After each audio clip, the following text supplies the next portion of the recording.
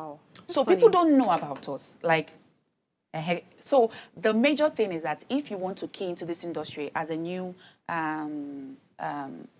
newbie, right? The first thing that you need to do, and you don't have money, the first thing that you need to do is explore your immediate vicinity. Yeah, start with what you have. Start with what you have. So I have this question. I mean, it's festive season. This is a time where every 9 to 5, either you are with a significant other or not. This is time to at least take a break. Pepper you. Take a break to rest. You said you create trips for people. Yeah. How much now to just create an average trip within Nigeria, maybe to a 2 nights, 3 days, or 3 nights, 4 days that you will enjoy yourself, and an average 9 to 5 can't afford it? Like, how much are we looking at? I mean, probably I'm speaking the mind of people. Yeah, of course you are. Going to Badagry, the minimum that you can budget for it is from 150,000 naira. Wow, that's a month's salary. Yeah. Okay. Are you ready for this same sweet girl life at all? Okay, let's come back because maybe Badagry is a little bit far. Exactly. Let's go to Lakwe here. Okay, Lakwe, maybe let's leave Lakwe. Let's come down to places like Okwaja. Okay. There is this beach at Ebamadesonya. And it has like the most beautiful, serene environment. And you know, it is it's not very developed, but if you're at the beach and you're hearing the waves of the beach, I'm very sure that you are going to get all the relaxation you need and all the break you need from work, right? Or better still, let's go to one of my favorite beach, Eleko. Okay. Yeah. So on an average, you should have about, it's still going to get to about 90,000 naira for 2 nights, perhaps, for your breakfast and just breakfast and your activities. At least 90,000 naira. 90,000 naira. So every 9 to 5, you heard it all with 90K, 100K for. But I have something to say. Okay, go ahead. Okay, so I used to believe that travel is an investment and to explore is also a necessity and not just not relax. Like, not just relaxing, it also gives you inspiration. It makes you see world from different perspective, right? So if you're a 9 to 5 and you don't have so much money, I would encourage you that you are intentional about travel. So maybe if you're earning, let's say, below 50,000 naira, maybe you should be keeping aside some money for this time because so that for you to enjoy yourself, not to go to a place where you will not have security. Okay, so my question, Lagos State Tourism SA, the SA to Lagos Tourism, Damilola Marshall, she has been doing a really lot. I mean, she's been doing really well. I saw a video not long ago where she was talking about a new game center. And I also saw a video on TikTok where there's a brand deal or something. There's a new place that like it's like a museum where you see all these artifacts there, and you can control them with your body. And I'm like, oh, this is lovely. And with less than 10K, you go there, sightsee, take pictures. How do we now promote? How do we inform people to go to all of these places? Okay, these places are actually no expense because all of these things contribute to Lagos State GDP or Nigerian GDP, which is what we are talking about, the rebranding and the economy at large. So how do you convince a 9 to 5, a old person, a young person, a remote worker to, if you cannot afford going out for 3 nights, 2 nights, try to go out to all of these fun places? Because when I saw these videos online, I'm like, these places are beautiful. Okay, so I did not know about this new Illusion Center. I got to know about it on TikTok. So there was a lady who just filmed it and said, do you know this place is And I was like, wow. So the way that we can encourage people is having more people talk about it. So what I did was I researched about it. And this December, we have a charity event for the orphanage. We are going to be Father Christmas to the orphanage kids. We're going to take them out and show them the beauties of Lagos, like the part of Lagos that maybe an average child have never seen. Right. So, and why I'm doing this is I believe that when people see the content that is going to come out of this, they will be like, does this place exist in Nigeria? Because many people believe that, okay, leaving Nigeria is a better, or probably there is no way you can have a proper holiday in Nigeria. We're going to show you how we can do this. So in my own little way, I am taking people, I am talking about it, I am posting about it. So the only way that we can encourage people is to show them what they are missing out on. True. And So, when they see it, all right. they'll be eager to go. Sorry to cut you short. My mind just went to something very educative right now. And I'd like you to educate people that want to venture into tourism. Because when it comes to travel, because of how we are as Nigerians, sometimes people can be very desperate to just do a lot of things. And you could go to the flip side of falling into errors or falling into the arms of people who mean bad. I mean, we've talked about trafficking on this show before. So I'd like you, I'm going to join a lot of questions together. I trust your wisdom that you'll be able to help us unpack them. So how do you think Nigerians are perceived by foreigners? And what are the things that we do wrong when we go to foreign spaces, when we travel, the things that make us not stand out or put our country in bad light? Do you understand what I mean by that? And also, how do people avoid getting into troubles when it comes to traveling? Like, what are the pros and cons? What are the things I ought to tick before traveling so I don't get into trouble at all? Because travels is one way you can get into huge trouble. And if you get into a particular huge trouble, you probably will never get any opportunity to travel again. I've heard of people who have been banned from going to a particular country. And sometimes I'm like, wow, forever and ever, you won't be able to get in here. So how do I avoid all of this? Well, let me start just one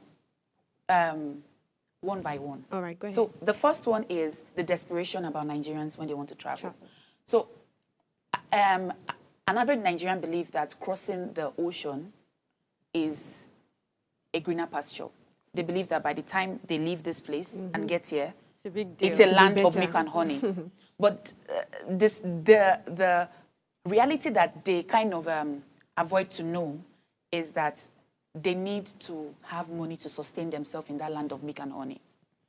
I've seen people who have sold everything they have and bought a flight and got to Vietnam, and they don't have money to eat.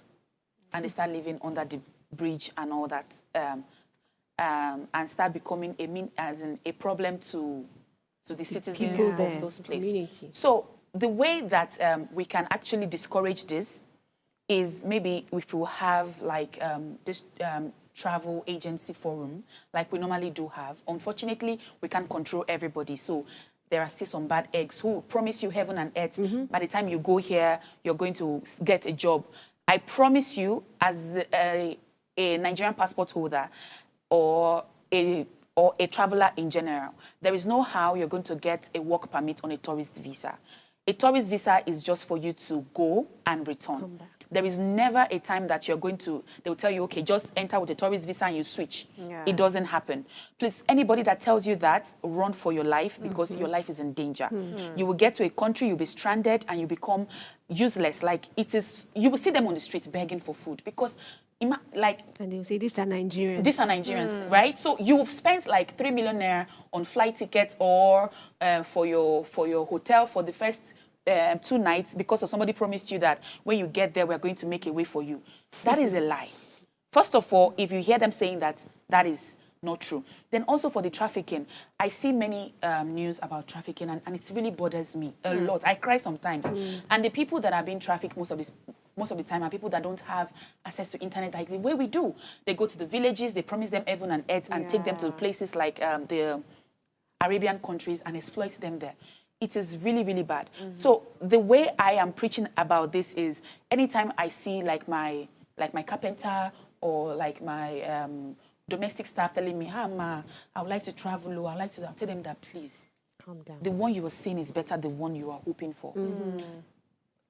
These foreign countries are, I'm not going to use the word vulture, but they like to get, they would like to bring people to their country that have skills, people who are going to contribute to their growth. They don't want a liability. They don't want a recourse to their public funds. So there is no how you just be a cleaner in Nigeria and want to go abroad and, make work it in an office. Exactly, or maybe not even work in an office, or maybe just become a cleaner as well. There are so many immigrants in that same country that you are going to. So what makes you special that they will not pick you over others? So what I used to tell people that I can reach out to discourage this is, please, there is no how you can go to this country and make so much money like the way they promised you. It's a lie with these skills that you have. Then for the one that you mentioned about foreigners, what do they perceive about us? Yes. We don't have a good image out there because of an average Nigerian, we are two things. We are either desperate or ambitious. A Nigerian is either a desperate person or ambitious. But one thing is common. We want to make it. Fire in our bones. A Nigerian person wants to make it. So is either they go the desperate way or they go the ambitious way. So the first thing that a foreigner wants to know, especially the one who are well-traveled and know Nigerians, they want to know where do you fall in. Are you the ambitious one or are you the desperate one? The desperate one can do anything to make it, while the ambitious one are going to be there to climb the ladders. I mean, you know, Nigerians, right? We do great things abroad. Yeah. We do. If you give a Nigerian man an opportunity to show their potentials, they would do it exceedingly well. The educational sector as well. People that travel for schoolings and work, they're doing excellently. You will see them doing they go to places. Why I'm proud Nigerian is that these Nigerians go to places, take their crown, take their throne and rule. Yeah. That is an average Nigerian. So I fall in the ambitious Nigerian. I fall in the ambitious. So it is for you to identify where do you fall in. So anytime that I meet a foreigner that is trying to, oh, you Nigerians, I'll be like, no, maybe you met the desperate one. Yeah. I am the ambitious one.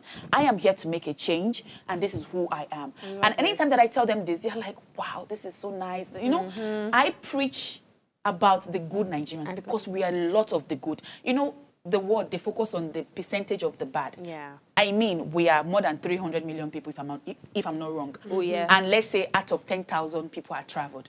So out of that 10,000, and they just hear about just 500. The bad news spreads faster. Exactly. Yeah. So what I first of all do is I debunk and I let them see the good side. The good side of Nigeria, because we are even much more than they. Exactly. I think we're wrapping up. I'd like to ask, you said you don't like to advise the government, but now I need you to advise Abike Dabirerewa. She's in charge of NIDCOM. I need you to advise my normal, you already advised the common Nigerians not to be desperate, but to be ambitious. And I also need you to advise the entire tourism sector and the government in charge of tourism. When it comes to tourism, what are you expected from them? What key policies should be implemented that are not implemented yet? Okay, let me just be brief because of time. So I would like to call on the ministers of tourism and the immigrations. You mentioned her name. Abike Dabirerewa. Abike.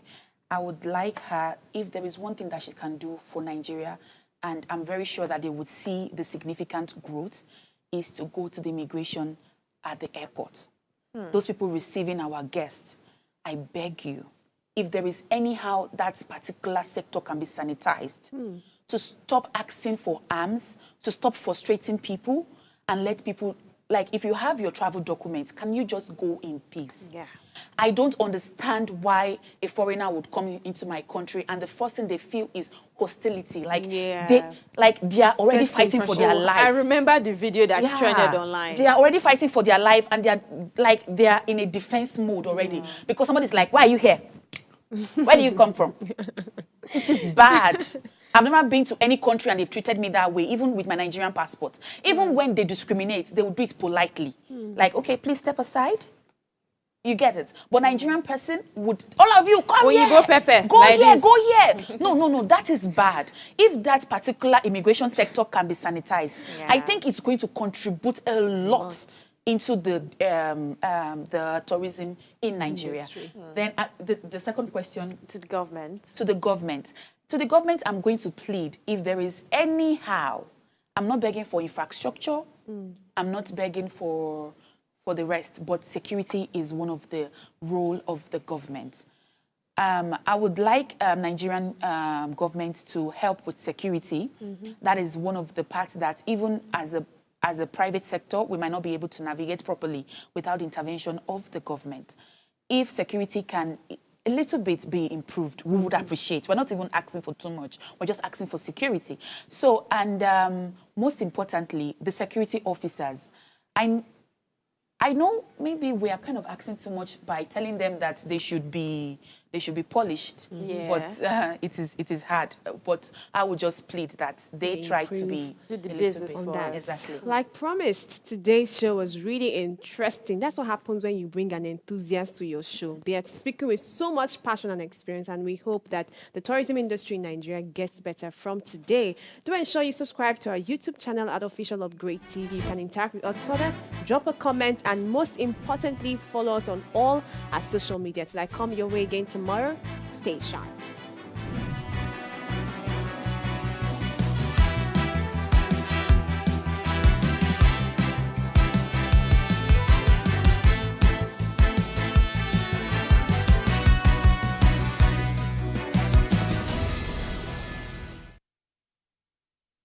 Hello, you. Yes, you. This is Usayome Sale from Ways Prime Time. Now, we appreciate your continued support for watching our content, following us across all our social media. But we've noticed, for those of you watching us on YouTube, 88.5% of you who watch our content aren't subscribed to our channel. Why? Now, if you are enjoying our content, you enjoy our shows, and you want to stay updated on all things Ways, it's time to hit that subscribe button below. Now, subscribing isn't just for you. It's for the growth of our channel. It helps us get bigger and better. With your support, we can continue to bring even more intriguing and exciting content. How about you subscribing right now and being a part of our community?